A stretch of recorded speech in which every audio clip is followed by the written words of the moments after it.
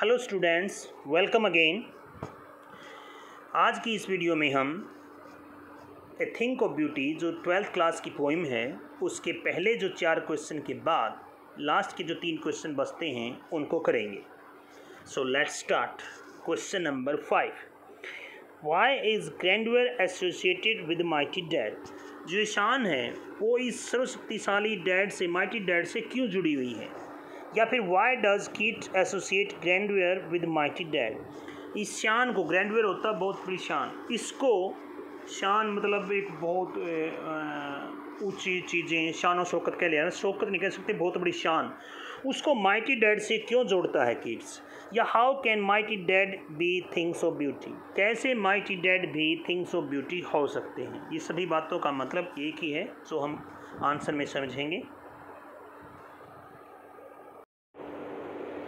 Answer is, kids associate the mighty dad with grandeur and beauty. Kids mighty dad को, जो शक्तिशाली व्यक्ति जो मर चुके हैं, उनको शान और सुंदरता से जोड़ता है। Our ancestors were powerful and mighty. हमारे पूर्वज शक्तिशाली थे, बहुत ही पावरफुल, शक्तिशाली और बड़ी महान थे। They had unquenchable spirits. उनकी, जिनको कोई ना जीत सके, ऐसी आत्मा थी।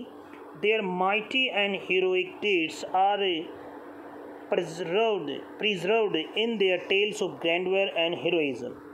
उनकी जो माइटी और हीरोइक, जो शक्तिशाली और बहादुरीपूर्ण जो कार्य हैं, are preserved in their tales of grandeur, वो उनकी उन शान शौकत और बहादुरी से भरी हुई कहानियों में संग्रहित है, प्रिजर्व्ड है।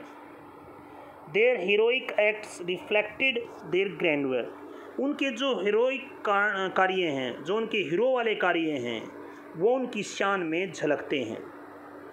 There acts of bravery and grandeur, उनके बहादुरीपूर्ण काम और शान reflect their physical and spiritual beauty, वो उनकी शारीरिक और आत्मा की सुंदरता को रिफ्लेक्ट करती है, उजागर करती है, इसलिए वो भी सुंदरता की चीज़ हैं।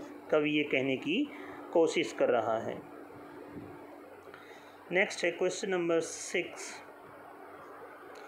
Do we experience thing of beauty only for short moments और do we they make a lasting impression on us.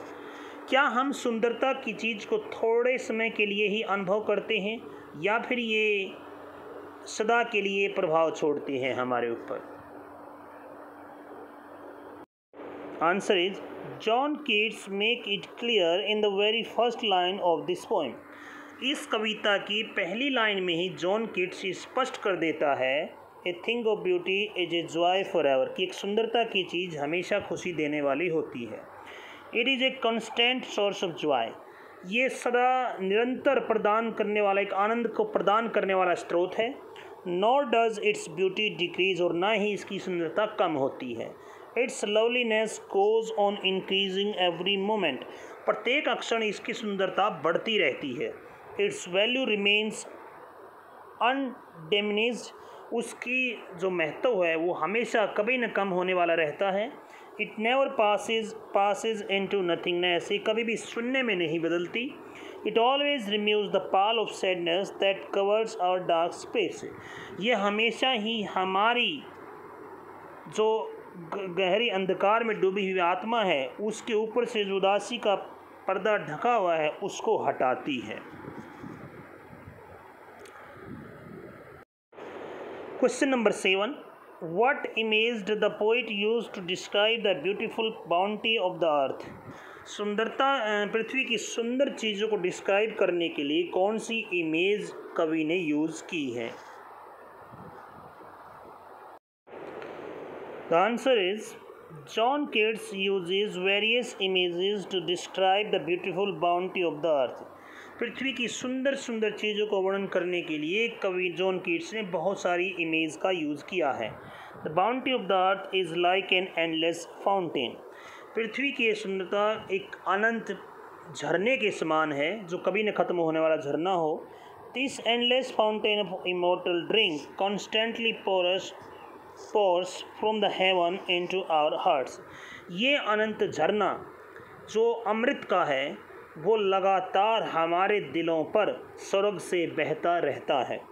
The beauty of daffodils, rills, musk roses has been described using very suggestive and sensually rich images.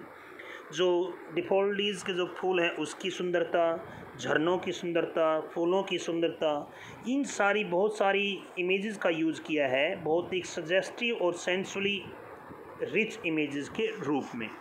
इनका प्रयोग John Keats ने किया है।